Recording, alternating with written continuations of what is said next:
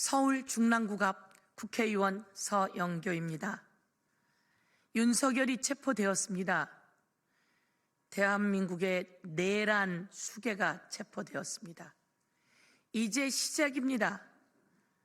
이 내란 수괴가 대한민국을 뒤흔들기 위해서 무슨 일을 했었는지, 군에서는 무슨 일을 했고, 각 부처에다가는 어떤 지시를 했고, 경호처장과는 어떤 준비를 했고, 그리고 국방부 장관은 어떤 일을 했는지 수없이 많은 준비가 되어 있었고, 그 내용들을 이제 낱낱이 철저히 수사해서 밝혀내야 합니다. 공수처가 이번에 체포하는 과정에서 마음고생도 많고 힘들었지만 참 잘하셨습니다. 유혈 사태 하나도 없이 참 잘했습니다. 경찰이 진압 과정에서 쓴 도구라고는 사다리 하나 정도 아닐까요? 많은 준비를 했지만 그럴 필요 없이 진입했고 윤석열을 체포했습니다. 그 과정에서 가장 돋보이는 분들이 경호처 관계자 여러분이었습니다. 김성훈 확실히 수사해서 처벌해야 합니다.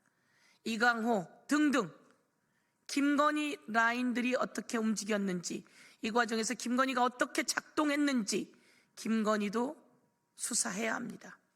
그런데 그 과정에서 대통령이라고 하는 직위를 지키기 위해 일하던 경호처 관계자 여러분들이 내란 수괴 범죄자는 체포영장 집행에 협조해야 한다라고 판단을 했고, 끝내 윤석열 옹벽이라고 했던 버스, 차벽 버스에 키를 꽂아놓고 차의 문도 열어놓았습니다.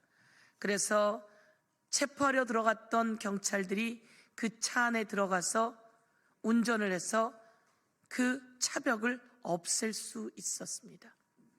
그리고 윤석열 있는 곳까지 경호처 관계자들이 어떻든 길도 제시하는 일이 있었습니다. 경호처 여러분, 그동안 얼마나 마음고생하셨습니까? 애쓰셨습니다.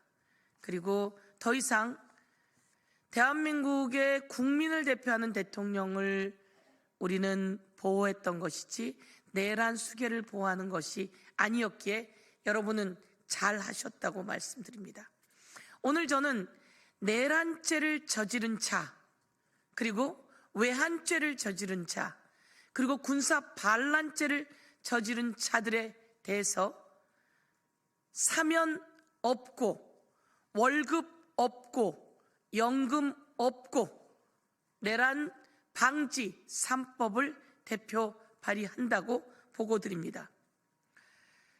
내란 사범에 한해서 이렇게 불법적인 내란 사범이 확실하게 되었을 때 이자가 또다시 사면을 받으려고 몸짓을 하고 있습니다.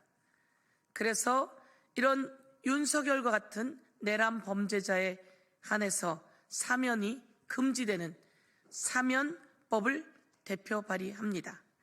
그리고 윤석열 탄핵되었는데도 불구하고 연봉이 2억 6천이라고 합니다.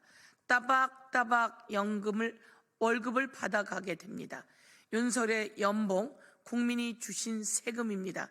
세금을 그렇게 허투루 쓸 수는 없습니다. 윤석열의 연봉을 중지시키도록 하겠습니다. 윤석열의 보수 지급을 중단하는 국가공무원법 개정안도 대표 발의했습니다.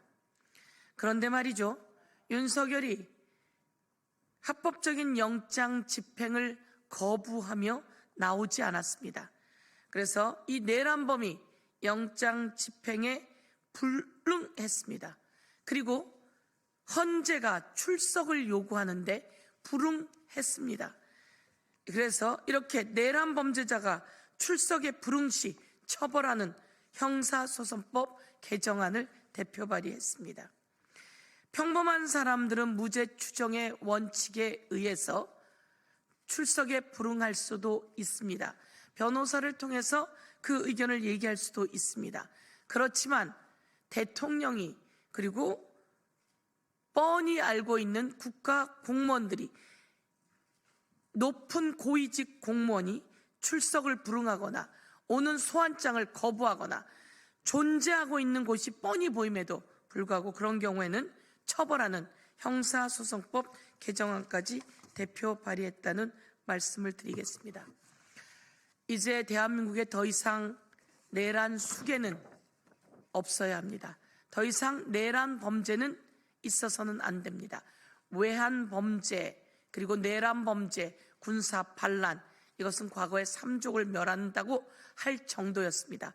아무도 상상하지 못한 이 범죄에 대해서 사면 없다라고 하는 사면법, 보수 없다라고 하는 공무원법, 그리고 출석 불응 시 처벌하는 형사소송법 대표 발의했고, 이제 연금을 주지 않는 연금법까지 대표 발의하겠다고 말씀드리도록 하겠습니다.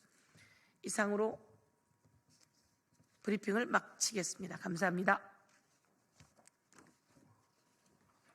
수고하셨습니다.